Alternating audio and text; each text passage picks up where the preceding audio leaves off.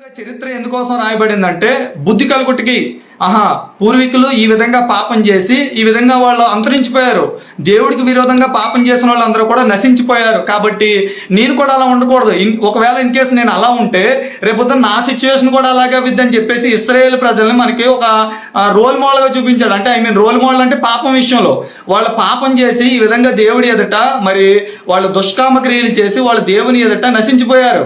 కాబట్టి మీరు ఎవరు కూడా అలా ఉండకండి. మీరు అలా ఉంటే మీకు కూడా అదే పరిస్థితి వచ్చింది అన్నట్టుగా మరి ఇక్కడ పౌలు భక్తుడు చెప్తున్నాడు. చాలా మంది ఆ బైబిల్లో తప్పులు పడతా ఉంటారు. ఏమని పడతారంటే కొంతమంది బైబిల్లో ఉన్న వాళ్ళు పాపం చేశారండి, దావీద్ గారు పాపం చేశాడు, లేదంటే లోతు కుమార్తెలు పాపం చేశారు, లేదంటే ఇంకొకరు పాపం చేశారని చెప్తూ ఉంటారు.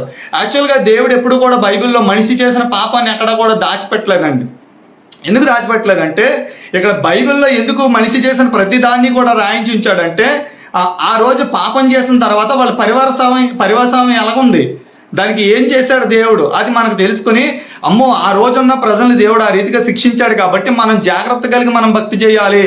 ఒకవేళ ఇన్ కేసు వాళ్ళకిలాగా మనం ఏదైనా మిస్టేక్ చేస్తే దేవుడు మన విషయంలో కూడా అలాంటి తీర్పు తీసుకొచ్చే అవకాశం ఉందని చెప్పేసి మనం జాగ్రత్త పడతాం అని చెప్పేసి బైబిల్లో ప్రతి తప్పును కూడా రాయించాడండి. ఎవరు చేసినా వాళ్ళ భక్తులైనా వాళ్ళ విశ్వాసులైనా అవిశ్వాసులైనా దేవుడికి ఎంత ఇష్టమైన వాళ్ళైనా వాళ్ళు చేసిన తప్పులేమీ దాచిపెట్టలేదు. దేవుడు పలానా వ్యక్తి ఇలా పాపం చేశాడు, అతను చేసిన పాపానికి ఇదిగో తీర్పు ఇలా ఇచ్చాడు నేను, ఎందుకంటే నీ న్యాయవంతుడిని అని చెప్పేసి దేవుడు ప్రతి వ్యక్తి చేసిన పాపాన్ని మనకి ఎత్తి చూపించాడండి. ఎందుకంటే వాళ్ళని బట్టి మనం ఏం చేస్తామంటే మనం అలాంటి పాపంలో పడిపోకుండా దేవుని ఎదుట పరిశుద్ధత కలిగి మనం జీవిస్తామని.